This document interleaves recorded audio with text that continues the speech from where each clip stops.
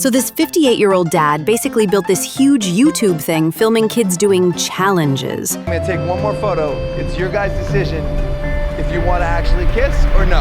Your call. And now nobody can figure out if he's just being a good dad or if there's something seriously weird going on. We're gonna look at how this famous photographer turned his daughter's entire childhood into content, why people started getting really uncomfortable about it, and honestly, where some of the hate has gotten way out of hand. Oh, you got your shot?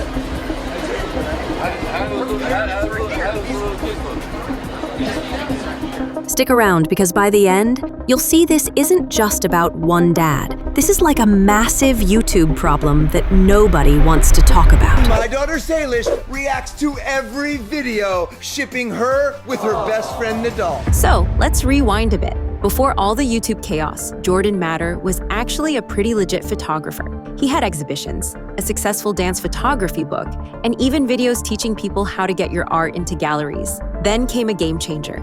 Jordan found out that putting dancers in public spots doing wild, jaw-dropping moves made insane viral videos. That's when the whole style really clicked. Quick challenges, people's reactions, and this vibe like, let's push it till security kicks us out. In the beginning, it was mostly grown-ups and pro dancers doing their thing. But as his views climbed, he switched gears, bringing in TV-famous kid dancers, then TikTok stars, and eventually really young performers. And that's exactly where the questions started popping up. Okay, cool, but why is this happening? And who's really benefiting from it? From being a serious artist showing you the ropes, to making public stunt challenges. A lot of people have asked me how you get exhibited in a gallery or museum, and right now I have 2 exhibitions running simultaneously, so I'm going to talk about 5 ways to make that happen. Hello everyone, I am with the squad today. We are doing a half rocking split challenge. This is gonna, actually, I can't do this. Get me out of here. Get me out of here. It's an awesome photo. Now we got to do an actual kiss, okay? Yeah! Why am I showing you this? Because it highlights that switch from being respected in the art world to chasing viral views. And it's not that evolving isn't normal. Plenty of creators change their style, but in Jordan's case, the mix, tight outfits, crazy poses, kids in public, made a lot of folks uncomfortable, even before his own kids became part of the story. All right, this is where things really took a different direction. Jordan started hanging around teen creator groups more. You know, the ones where drama and shipping rumors are basically part of the daily routine. Suddenly, it wasn't just about dancers doing cool moves in public spaces. Now it's pretend you're dating, act like you're 21 for a day, and the biggest storyline of all, pairing up his daughter Salish with another young creator and turning their friendship into this whole ongoing thing that people follow like a TV show. Today, my daughter Salish. Today, my daughter Salish and I. Today, my daughter Salish. Today, my daughter Salish goes on her first date with her best friend Nadal. Whoa! What could possibly go wrong? From what people have been pointing out, there's a pretty clear pattern here. Jordan sets up these situations, then plays the concerned dad on camera while still filming everything and posting it for millions of people to watch. A lot of folks find that combination pretty uncomfortable. People have been talking about stuff like, This is weird. This is uncomfortable. And this should not be on YouTube with millions of views. They are only 11 years old, so they are way too young to ship. Do not ship them. I don't want to see this hashtag anywhere. So why are people having such strong reactions to this? Well, it's not just kids watching these videos. Adults make up a huge portion of the audience. When you're creating shipping content around preteens, you're basically inviting obsessive behavior from strangers and opening the door to some really weird parasocial situations. Plus, when you take real moments like first kisses or do you have feelings for him? Conversations and turn them into episodes for millions of viewers, it goes way beyond just documenting family life. This is the most requested question on Instagram. I have you both strapped up. I will be able to tell if you're lying. Have you ever kissed? Together? You're essentially producing a show where kids' personal milestones become your storylines, and that crosses into territory that makes a lot of people uncomfortable. Reddit discussions also point out that Jordan seems to push boundaries with how much he involves young people in his content. People mention that his work shifted from being about dance and art to chasing viral moments, sometimes putting kids in potentially risky situations or having them act out scenarios that feel way too mature for their age. And this isn't just random internet criticism. Parents have expressed concerns about how far some of this content goes. There are conversations about certain videos feeling exploitative, and some viewers worry that behind the scenes, these kids might not fully understand what they're participating in or how their content is being consumed. It's become one of those situations where the line between family content and something more problematic gets really blurry, which is why so many people find themselves watching but feeling uneasy about it. Like I'm about to rip my pants. Can you stretch him out real quick? Ow! No, actually, ow! Ow! I'm gonna take one more photo. It's your guys' decision if you want to actually kiss or no. Your call. One last time, see what happens. Should we do it, Ellie? Just do it, just do it. By 2021 and 2022, the channel was basically all about Salish. Today, my daughter Salish. Today, my daughter Salish and I. Today, my daughter Salish. Today, my daughter Salish goes on her first date with her best friend Nadal. Whoa! What could possibly go? There's this whole Nailish playlist that basically turns her teenage life into episodes. You've got dating setups, jealousy situations, confession games, music videos, viral challenges, the whole thing. Fans were completely hooked. But here's where things got really concerning.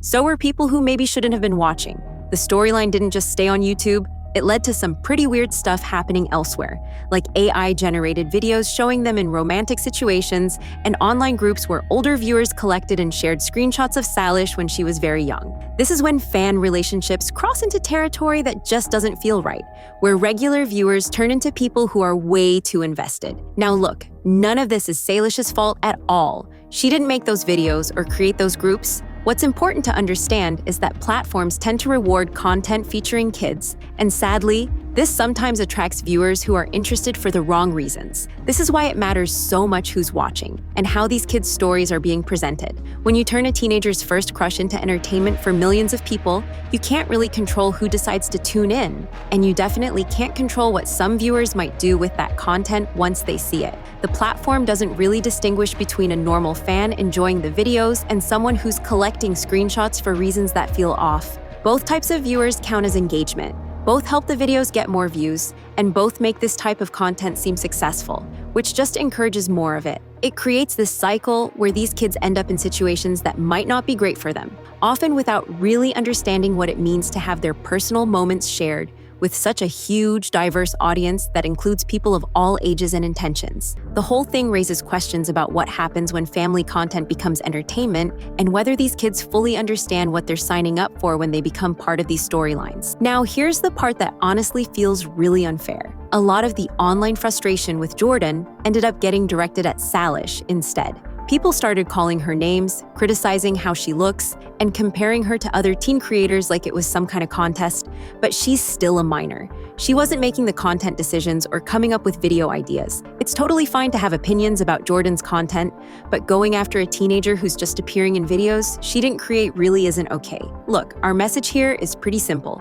It's totally fine to have questions about Jordan's content choices, but kids deserve to be treated with kindness. You can think Jordan made some questionable decisions and still believe that being mean to his daughter isn't the right response. Both of those things can be true at the same time. And if we're going to talk about what's right and wrong in this whole situation, we also have to think about how we as viewers are acting. Because at the end of the day, there's a difference between having a discussion about content and just being unnecessarily harsh to a teenager who didn't ask to be in this position. The whole thing is a good reminder that behind all these videos and storylines, there are real people, especially real kids, who are just trying to figure things out like everyone else. So where does Jordan Matter stand today? Well, if you've been watching his recent stuff, you'll notice something different. The wild public stunts and those super awkward kiss-on-camera moments have basically disappeared. His content feels way more like standard family-friendly challenges now, less scripted romance drama, more wholesome fun stuff. And honestly, that's actually pretty refreshing to see. The shift becomes even more obvious when you look at what people are saying now. Jordan's also been expanding beyond just YouTube videos. He and Salish launched this skincare brand called Sincerely Yours, and from what people have seen, it seems pretty legit. Plus, he did this really personal video where he opened up about his own childhood and why he's trying to be a better dad than his parents were to him. Now, is this genuine change or just good PR after all the backlash? That's something you'll have to decide for yourself. But either way, it's definitely movement in a safer direction. Even the critics seem to acknowledge this shift. Look, it's totally okay to update your opinion when someone's content changes. You can still think his earlier stuff crossed lines while also admitting that what he's doing now feels way less concerning. Growth, even if it took some public pressure to get there, is still growth. The whole situation is actually a pretty good example of how online criticism can sometimes push creators in better directions. Whether Jordan made these changes because he genuinely realized the issues or because he felt the heat from all the commentary doesn't really matter as much as the fact that the changes happened. And that's probably the most important takeaway here, that when enough people speak up about content that makes them uncomfortable, sometimes it actually works. Jordan's story goes way beyond just one dad with a camera.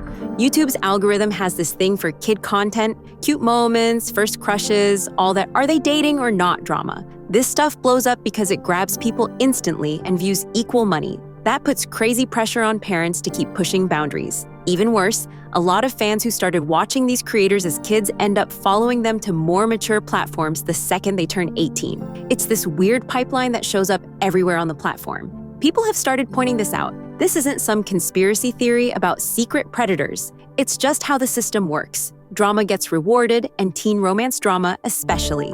When a story depends on making a kid uncomfortable for entertainment, that's when you know something's wrong. Jordan started out doing dance photography stunts in public spaces. Then his daughter became the main character in these elaborate storylines. People called that out, and they were right to. But then the internet also went after Salish herself, just a teenager trying to navigate all this. That part was completely unfair. These days, his content feels different. Less manufactured drama, more typical family challenge stuff. Problem is, YouTube still throws the most money at channels that turn kids into storylines, so this whole cycle just keeps going. You can think his earlier content crossed lines while also believing his current stuff seems way safer. Both things are true. Critique the content choices all you want. Just don't take it out on the kids who didn't choose any of this. If this resonates with you, maybe mention it to someone, because letting algorithms decide what's appropriate for children seems like a pretty bad idea. Mention it to someone, because letting algorithms decide what's appropriate for children seems like a pretty bad idea.